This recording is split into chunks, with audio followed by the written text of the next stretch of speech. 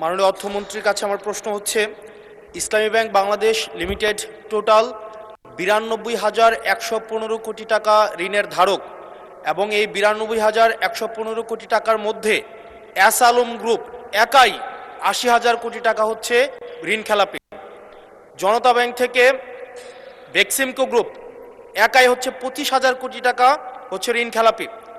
এই ঋণ পুনরুদ্ধারের ক্ষেত্রে মানে এস আলম গ্রুপ এবং বেক্সিমকো গ্রুপের ঋণ পুনরুদ্ধারের ক্ষেত্রে এই অর্থ বছরে আপনাদের বিশেষ কোনো পরিকল্পনা আছে কিনা, আর 2 নম্বর প্রশ্ন আছে কিনা, এবং এস আলম গ্রুপকে তাদের এই ঋণ না পরিশোধ না করে কিভাবে আবার নতুন করে পুনর্বহাল করার চেষ্টা করা হচ্ছে, এটা নিয়ে সরকারের সাথে এস আলম গ্রুপের কোনো সমঝোতা হয়েছে কিনা এই বিষয়টি জানতে চাচ্ছি।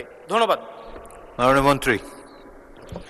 মাননীয় স্পিকার, বিএনপির রাজনীতি অর্থনৈতিক কার্যক্রমের মধ্যে কারোর সাথে কোনো সমঝোতা করার কোনো সুযোগ নাই, এবং বিগত দিনে আমি আপনাদের একটু পরিষ্কারভাবে বলতে চাই, বিএনপি যতবারই সরকারে এসেছে ফাইন্যান্সিয়াল ডিসিপ্লিন নিয়ে কোনো প্রশ্ন আসে নাই, macro strategy macro economic stability নিয়ে কোনো প্রশ্ন উঠে নাই, শেয়ার বাজার লুটপাট নিয়ে কোনো প্রশ্ন উঠে নাই।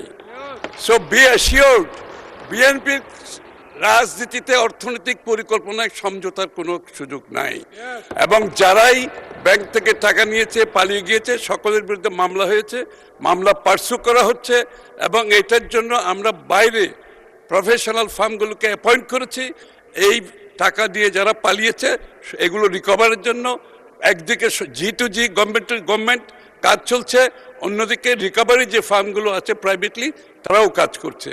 ইনশাআল্লাহ আগামী দিনে আমরা এই টাকা রিকভার করতে পারবো।